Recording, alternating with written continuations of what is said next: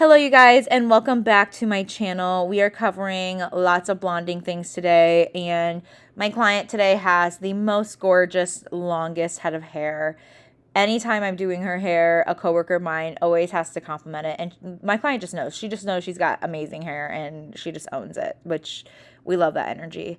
So normally on her we do pretty dimensional blonding up top, and then we have it like fade to more of a higher coverage on the bottom.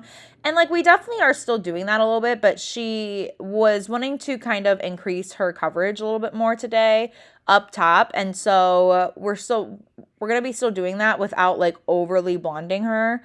And we're also going to be doing some tip outs as well. I don't always have to tip her ends out, but since she was looking to add more blonde coverage throughout, and we have 5 months of grow out on her today too, it kind of depends on how often she gets her hair done. Sometimes she keeps up with it every week. Sometimes she does stretch it out a few months. And so I hadn't seen her throughout the winter. So it was just time, since we were adding a little bit more blonde, it was time to kind of like freshen up her tip out as well. So if you have watched any of my blonding tutorials before, you will know that I typically like to do any high coverage blonding with a mohawk parting and sectioning pattern. And the reason why is because a mohawk, in my opinion, is what is going to help you ensure the best high coverage result. And it's not that mohawks are like necessarily like the best end all be all, but at least for me, mohawks are what helps me make sure that I have fully even foil placement on both sides of the part, since you base your mohawk along where your client's natural part is. And so since you are like foiling in the center of that, is going to look the same on both sides. And I like that the mohawk covers truly the topmost part of the head, which, I mean, any color, the topmost part of the head is most likely the most important, unless if you are doing like a peekaboo thing or something like that. But 90% of colors, the topmost part of the head is the most important. So with a mohawk, I'm able to put basically all my focus in the topmost part of the head. What I also like to do is, I get asked a lot why I do my mohawks first, and it kind of depends. If I have a lot of coverage I'm breaking through in the back, I will definitely start with the back first, just because the back sometimes takes longer to lift depending on what we're doing. But I try to start with the mohawk at first, because I will, at least, even if I do the back first, I will always do, whenever I'm working on the front, I will always do the mohawk first. One, because it's easiest to push those foils out of the way, in my opinion. I feel like when I'm doing the side foils and the mohawk last, the side foils get in the way of the mohawk, and the last thing I need is anything getting in the way of the topmost part of the head and then making it really hard for me to foil, and God forbid I miss anything.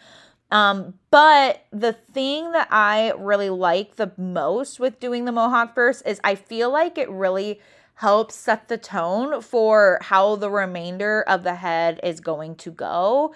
And it helps me to ensure that I have the most fluid color placement all throughout the head, because I started in the area where I'm going to be working with the least amount of dimension. I feel like I'm able to then visualize when I'm working on the sides and the back. When I do the back last, I'm able to fully visualize how the rest of the placement needs to go. But with that then being said, sometimes I make my mohawks a little bit wider of a placement if I really want like the most least amount of dimension. I will kind of do a little bit of a wider mohawk, or I've even done it before where I've done what's called like a double mohawk, which, I mean, be prepared to foil for like 3 hours. But if I want a little bit more, like I still want a high coverage result, but I want to make sure I have dimension, I might just make my mohawk a little bit more narrower instead of wider.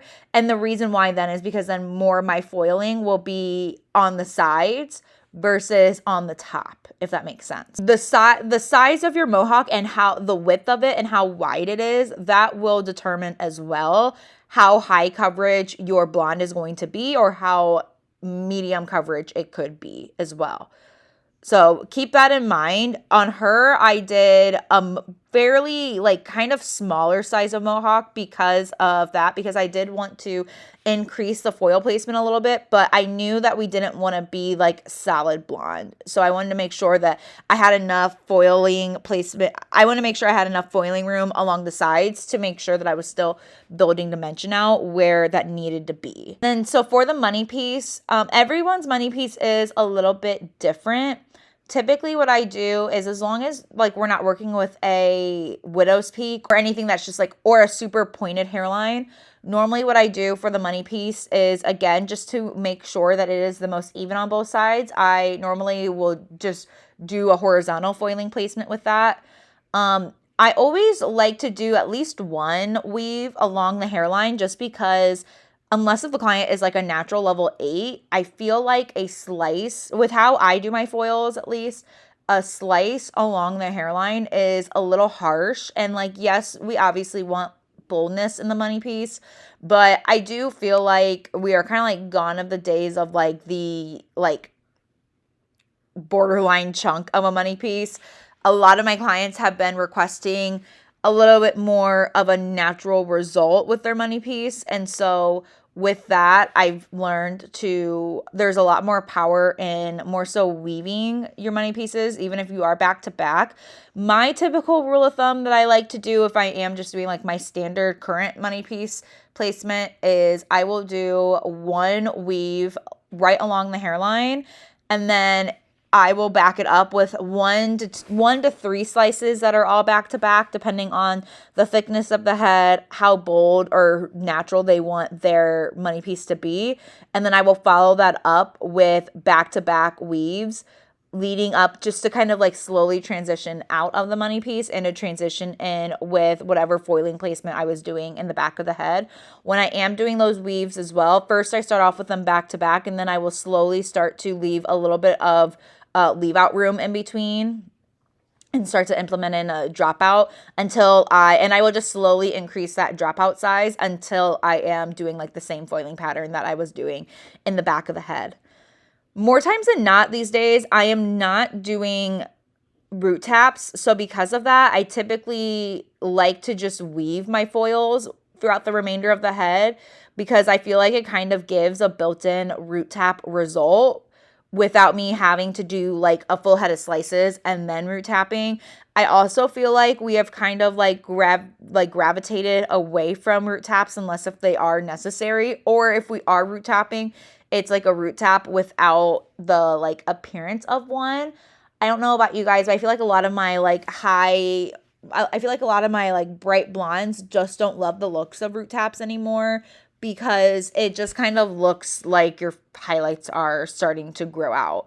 So what I've been doing, and this is how I do most of my blondes nowadays, is I will root smudge if I'm doing like a TZ light, a lived-in look, etc. But if I'm doing like more of a higher coverage, a higher maintenance blonde, I will foil them with softer foils up top and just build my placement and just build my coverage throughout the way down. But I place my foils in a way where I don't have to apply a root tap, but I also too have the highlights still grow out like a balayage, or just like a subtle soft grow out.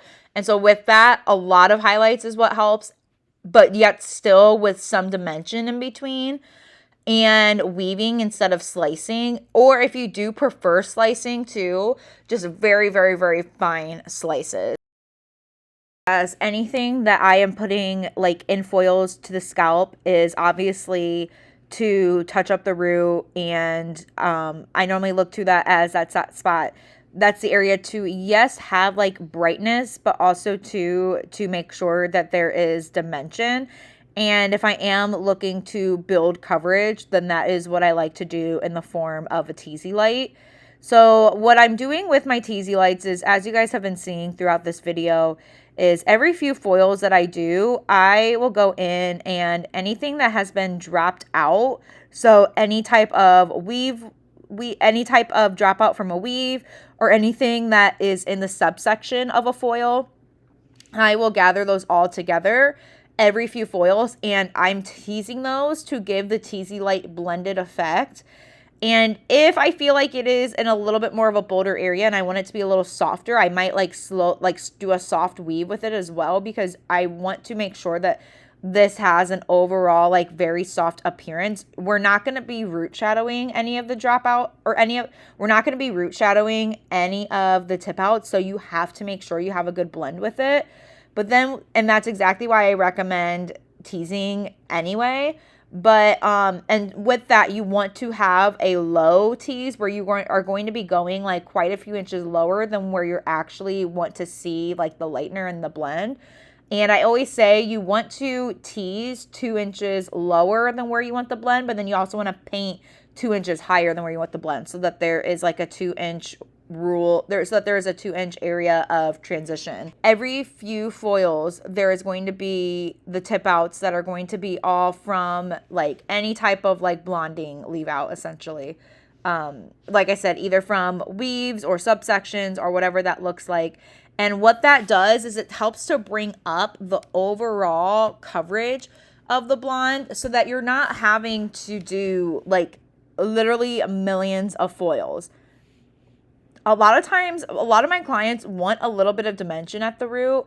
I kind of tell them too, a lot of times even just leaving a little bit of dimension out will help for the grow out as well. I feel like leaving in a little bit of dimension at the root helps to keep the color a little bit more flattering to the client's overall features, because you know, if you're highlighting everything, you're highlighting nothing and you're washing things out. So I always kind of recommend to my clients, even if we want a high coverage result, to make sure that we are leaving out some form of natural base, unless we are doing like a full-blown like platinum situation. That's obviously a little different.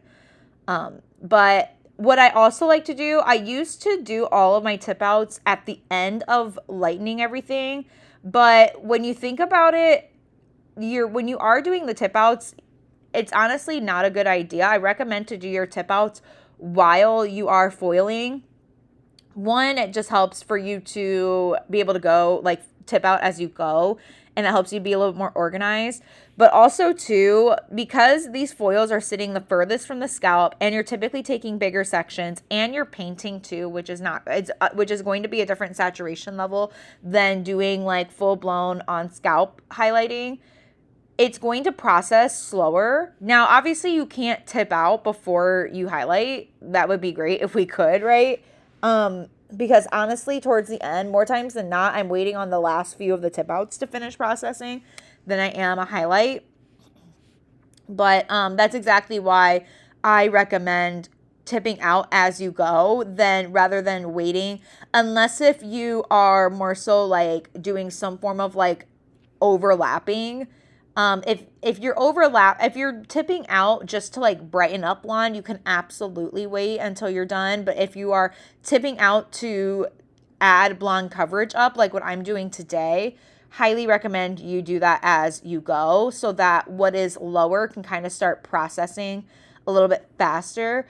And one little trick that I do when I am doing tip outs, especially like my last few tip outs that I do that I know are going to take a little longer to lighten, and I obviously want everything to like kind of like process at the same time as much as possible. So one thing that you can do is you can like blast your blow dryer on those specific areas, but I try to avoid heat as much as I can, just because in my opinion, with how I highlight, as long as like it's not a hair texture thing, then I look to it as know your lightener and apply your lightener accordingly, so that you don't have to like blast open the cuticle for no reason. But what I will do is I will either put a towel on over their head to just kind of help to trap in the natural heat, even though I don't have to add any heat throughout.